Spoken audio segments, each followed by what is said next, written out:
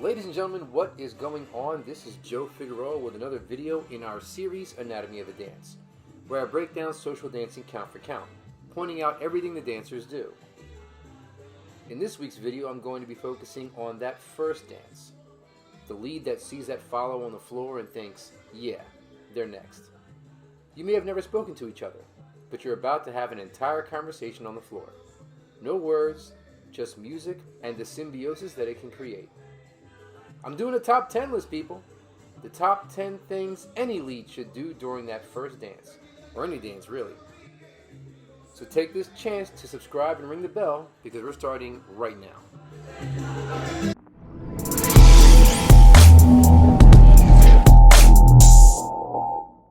So every year, for like the last 15 years or so, the organizers of Stuck On Salsa in Washington, D.C. have an event called the Resolution Jam. It's always the first Saturday of the new year. Always a great time. I've taught there a couple times, DJ'd there a few, but I always dance there. It's just a great way to kick off the new year. Always great dances, great music, old friends. Big up to Earl Rush and his crew for all they do. This year I danced with the young lady you see here, Stephany Moore. I didn't know who she was when I asked her to dance. I just watched her dancing with someone else and thought I had to take her out. I'm so glad someone started to record her. Thanks to you for sending me this. Stephany is based out of New York, partnered with a young man named Angel Figueroa, who I'm proud to say I've known for many years. When you're leading someone for the first time, there are certain things you might want to do to make the dance as smooth as possible. These are things that have worked for me, in no particular order. Number one is going to be, go with what you know, and what you know, she knows. In other words, basics. Cross-body leads, walks, single turns. Let the dance build with the music. If you don't know each other, connection needs to be established first and foremost. I find the best way to do that is to start off simple. No one likes it when they go into a dance and some lead opens up with triple spins. You gotta finesse them. I'll never forget what Edie the Salsa Freak said to me. Think of me like a Ferrari. A little bit of gas and I'll go. So now I treat every first dance like I'm test driving a new car. I want to see how she handles on turns. Starts up. Check her braking. Then I let her out. The next tip, it might not seem helpful, but trust me it is. And that is, you pass hands over her head, not arms. Look here how I go into a series of movements for she and I, where I either keep my hand or our hands over her head. I do the same when passing our hands over my head. The fear of messing up my hair alone is reason enough for this technique. But seriously, it prevents the both of you from cracking yourself in the dome with a forearm, fist, or elbow. If you want effortless movement, pass the hands, not the arms. Actually, in this next piece, I knock out like 3 tips in one motion. Check it out. 360 cross-body lead out of a two-handed sectioned inside turn. But it's not a cross-body lead. It started off that way. But I knew the song was about to change its rhythm. I anticipated a break in the music, and I cut my movement in half, providing her with the beginnings of a 360, but then literally stopping, checking how she breaks, surprising her. That's another tip. I think every dance should have an icebreaker, an attention getter, something to make her smile. I get it right here. Next tip is providing a window to style. I held still, waiting for the timing to be right so we could get back on time. She uses the moment to play. A little head bobbing, cute little shoulder shake. She gets us back on time, and away we go. That's when I knew we'd established connection. So that's an example of tips number 1, 3, and 4. In just one count of 8. A feat so impressive, I'm forced to mention it myself. Damn, I'm good! Okay, almost halfway through and those first 4 were done in the first 30 seconds of this dance. Number 5 is musicality.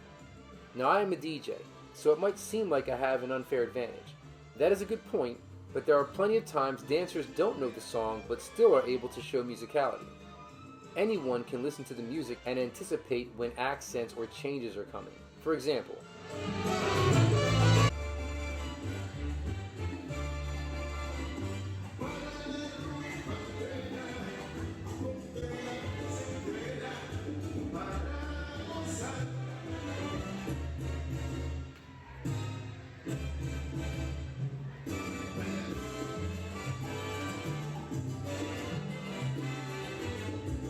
Here I lead an inside turn to check and then lead a double spin for her without breaking hand connection, giving me an opportunity to perform what I refer to as a late left. Late implying that it's at the tail end of the movement, meaning she has to get all of her movement finished before we are able to do anything we want to do. Many movements may look simultaneous, but as I always say in class, there is no such thing as simultaneous. She always gets all her parts taken care of first, then and only then is the lead allowed to go for theirs. I'm fully aware of how that sounds.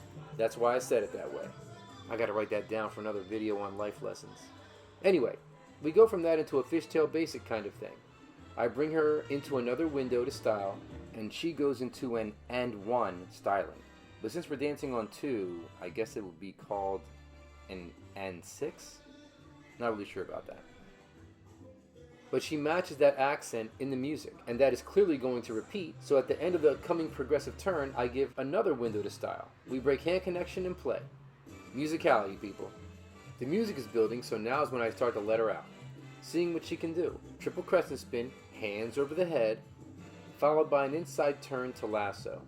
I bring her back to me, and then go back into another inside turn to 360 walk. What I'm doing here is giving her the feeling of a standard 360, which I must have done 3 of already in this dance, so I know how she handles them. I do a walk step forward, passing the hand over my head to make the ending different, hence the walk. But look at how she styles with a knee lift here at 1. Stephany has an incredible sense of the line. She dances on the line like we are on a balance beam. My favorite kind to follow is one that uses the line to her advantage.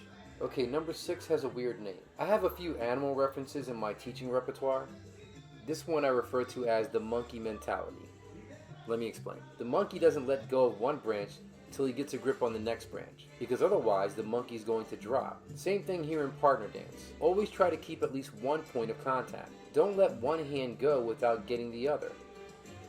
Don't take your hand off her without replacing that touch with another. Now, of course, there are times where you want to break connection, but when you are in mid-movement and you want to string a few things together, do as the monkey does. Number 7 is conditioning. If you are a subscriber and seen my previous videos, you have heard me talking about conditioning, where I give the follow something she does all the time. Then later, I do it again, but change it slightly, thereby creating a new movement. Earlier, I gave that fishtail that led to her styling on 6, into a progressive turn over the head.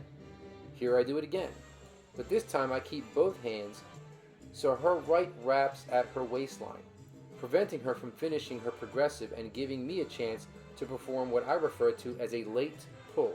They are not easy to do. That's a whole other video in itself. Keep an eye out for that. As difficult as they are, Stephany reacts to it perfectly. She feels the stop on 3 and slides back from the pull on 5 to break back on 6 like normal. Damn, she's good. Angel, Stephany, you guys and I should talk about bringing you down to Philly for workshops. I'll be in touch. Number 8, leading from the middle. Her middle. It's always a good idea to have a clear high line and a clear low line for your partner. All energy or force comes from the middle. Like here in this double inside turn to lasso. The force she is using to create that double is coming from my handhold at her waistline. Some dancers push off from the shoulder to create that, but if you have a good hold at the middle, you don't need to use the shoulder. Here's another example of conditioning. I led her into a wrap exactly like this earlier. Here it is. When I did it the second time, I changed it. Gave her the wrap, implying a multiple spin, but instead I led another late pull, because it felt so good the way she followed the last time. And she didn't disappoint. Look again here as she slides back on 5 with ease. Just perfect. Number 9 you see throughout the entire dance. Another animal reference. The alligator mentality. Or crocodile, depending upon what hemisphere you're in, I guess. Once the gator gets its bite, it doesn't let go to get a better bite.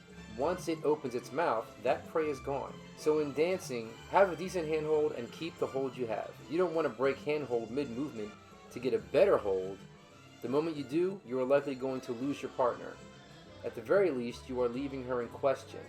Not an ideal way to lead. Finally, the last tip is to make her feel like a queen on the dance floor. That's how you get dance numbers 2, 3, 4, and 5. Her hug and thanks after gave me all the validation I needed. That's going to do it for the breakdown. I'm going to leave a link in the description for the full version in case you want to watch it unedited. That's going to do it for me. Hope you guys enjoyed the video. Do me a favor and hit that like button, subscribe, and ring the bell if you haven't already. I'll see you in the next one, and remember, keep dancing.